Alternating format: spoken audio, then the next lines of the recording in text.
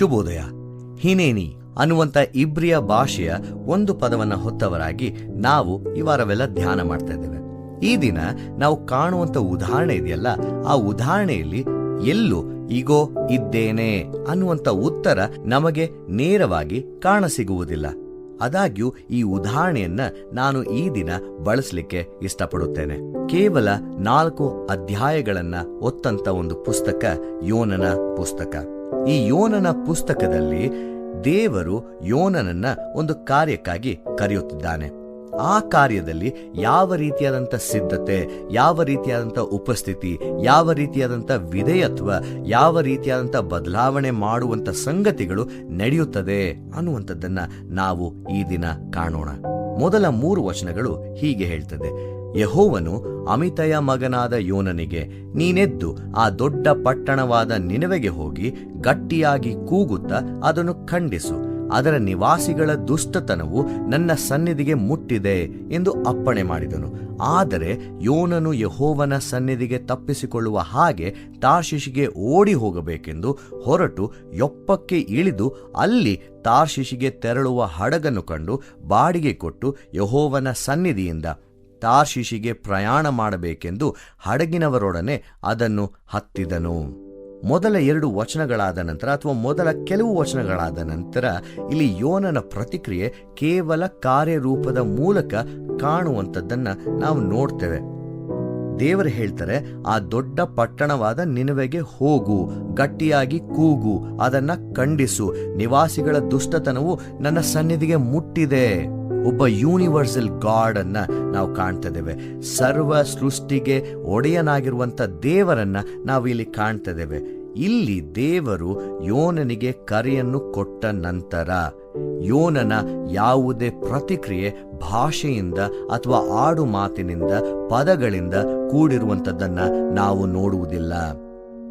ಕಳೆದ 5 ದಿನಗಳಲ್ಲಿ ಇಗೋ ಇದ್ದೇನೆ ಅನ್ನುವಂತಹ ಒಂದು ಪದ ನಮಗೆ ಇಲ್ಲಿ ಕಾಣಸಿಗುವುದಿಲ್ಲ. ಆದಾಗ್ಯೂ ಈ ಇಗೋ ಇದ್ದೇನೆ ಅನ್ನುವಂತಹ ಕಾಣದಿರುವಂಥ ಪದ ಅವನ ಒಂದು ರೆಬೆಲಿಯಸ್ ಮೂವ್ ಅನ್ನ ನಮಗೆ ತೋರಿಸುತ್ತದೆ. ಈ ರೆಬೆಲಿಯಸ್ ಮೂವ್ ಎಂಬುದಾಗಿ ಹೇಳುವಾಗ, ನನಗೆ ಈ ಕಾರ್ಯ ಮಾಡಕ್ಕೆ ಇಷ್ಟ ಇಲ್ಲ, ನಾನಿದ್ದೇನೆ ಸ್ವಾಮಿ, ಆದರೆ ನೀನು ಹೇಳಿದಂಥ ಕಾರ್ಯ ನನಗೆ ಮಾಡುವುದಕ್ಕೆ ಇಷ್ಟವಿಲ್ಲ ಎಂಬುದಾಗಿ ಹೇಳಿ ನಿನೆವೆ ಪಟ್ಟಣಕ್ಕೆ ಹೋಗುವ ಬದಲು ಅದರ ವಿರುದ್ಧ ದಿಕ್ಕಿನಲ್ಲಿರುವಂಥ ತಾರ್ಷೀಷಿಗೆ ಪಯಣವನ್ನ ಬೆಳೆಸುವಂಥದ್ದನ್ನ ಈ ವಾಕ್ಯ ಭಾಗ ನಮಗೆ ತೋರಿಸ್ತದೆ. ಅನೇಕ ಬಾರಿ ನಾವು ಈಗೋ ಇದ್ದೇನೆ ಎಂಬುದಾಗಿ ಹೇಳುವಾಗ ಆ ಪ್ರತ್ಯುತ್ತರಕ್ಕೆ ನಮಗೆ ಬರುವಂಥ ಕಾರ್ಯ ಅಥವಾ ನಿಯೋಗ ನಮ್ಮಿಂದ ಹೆಚ್ಚನ್ನ, ಬಹಳವಾಗಿ ಇರುವಂಥ ಹೆಚ್ಚಾದನ್ನ ಕೇಳುವಂಥದ್ದು ಆಗಿರುತ್ತದೆ. ನಮ್ಮಿಂದ ಡಿಮ್ಯಾಂಡ್ ಮಾಡುವಂಥದ್ದು ಇದು ಆಗಿರುತ್ತದೆ. ಯೋನನಿಗೆ ಇದು ಇಷ್ಟವಿರುವುದಿಲ್ಲ. ನಿನೆವೆ ಪಟ್ಟಣ ನಿಮ್ಮೆಲ್ಲರಿಗೂ ಗೊತ್ತಿರುವ ಪ್ರಕಾರ ಅಶೂರ್ಯ ಪಟ್ಟಣದ ಒಂದು ಮುಖ್ಯ ಪಟ್ಟಣ. ನಮಗೆ ಕರ್ನಾಟಕಕ್ಕೆ ಬೆಂಗಳೂರು ಹೇಗೋ ಅದೇ ರೀತಿಯಲ್ಲಿ ಅಶೂರ್ಯ ಪಟ್ಟಣಕ್ಕೆ ನಿನೆವೆ ಪಟ್ಟಣವಾಗಿರ್ತದೆ.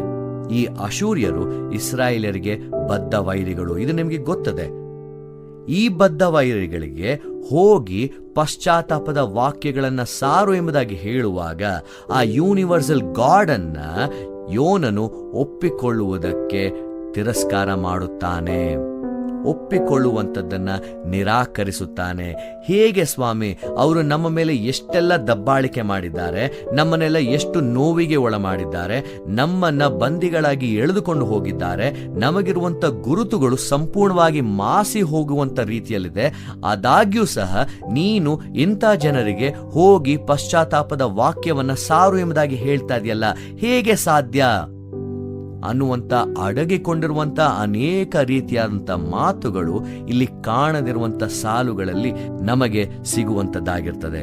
ದೇವರು ಹೇಳ್ತಾನೆ, ಆದರೆ ಯೋನನು ಪ್ರತಿಕ್ರಿಯಿಸುತ್ತಾನೆ ಅದರ ವಿರುದ್ಧವಾಗಿ. ದೇವರು ನಮ್ಮ ಜೀವಿತಗಳಲ್ಲಿ ಕರೆಯುವಾಗ ಒಂದು ಮಹತ್ತರವಾದಂಥ ಕಾರ್ಯಕ್ಕೆ ನಮ್ಮನ್ನು ನೇಮಿಸಿರುತ್ತಾನೆ. ಅದು ನಮಗೆ ತಿಳಿದಿರುವುದಿಲ್ಲ. ಯಾವಾಗ ನಾವು ಕಾರ್ಯಕ್ಕೆ ನಮ್ಮನ್ನು ಒಪ್ಪಿಸಿಕೊಡುತ್ತೇವೋ, ದೇವರ ಸಮ್ಮುಖದಲ್ಲಿ ಒಪ್ಪಿಸಿಕೊಟ್ಟು ಮುಂದೆ ಹೋಗುತ್ತೇವೋ, ಆಗಲೇ ನಮಗೆ ಅದರ ಅರಿವಾಗುವುದು. ದೇವರು ಇವಾಗ ನಿಮ್ಮನ್ನ ಆಯ್ಕೆ ಮಾಡಿದ್ದಾನೆ. ಆ ಆಯ್ಕೆ ಮಾಡಿದ ನಂತರ there is no going back. ಮುಂದೆ ಒಂದು ಬಾರಿ ಹೆಜ್ಜೆ ಇಟ್ಟ ನಂತರ ಹಿಂತೆಗೆಯುವಂಥದ್ದಿಲ್ಲ. ಆ ಕಾರ್ಯಕ್ಕಾಗಿ ಯೋನನನ್ನ ದೇವರು ಕರೆದಿರುತ್ತಾರೆ. ನನ್ನ ಸೃಷ್ಟಿ ಅದು ಯಾರಾದರೂ ಆಗಿರಬಹುದು. ನೀನ್ಯಾರು ನಿರ್ಧಾರ ಮಾಡಕ್ಕೆ? ಹೋಗಿ ನನ್ನ ಜನರಾಗಿರುವಂಥ ನಿನವೆ ಪಟ್ಟಣದವ್ರಿಗೂ ಸಹ ನೀನು ಪಶ್ಚಾತ್ತಾಪದ ವಾಕ್ಯವನ್ನ ಸಾರು. ಯೋನನಿಗೆ ಅದು ಇಷ್ಟವಿರುವುದಿಲ್ಲ. ಅದೇ ರೀತಿಯಲ್ಲಿ ಅನೇಕ ಬಾರಿ ನಮಗೆ ಇಷ್ಟವಿಲ್ಲದಿರುವಂತಹ ಅನೇಕ ಕಾರ್ಯಗಳು ನಡೆಯುವಾಗ ನಾವು ದೇವರ ಉದ್ದೇಶವನ್ನ ಕಾಣ್ತೇವ ಅಥವಾ ನಮ್ಮ ಉದ್ದೇಶವನ್ನ ಮುಂದೆ ಇಡುತ್ತೇವಾ?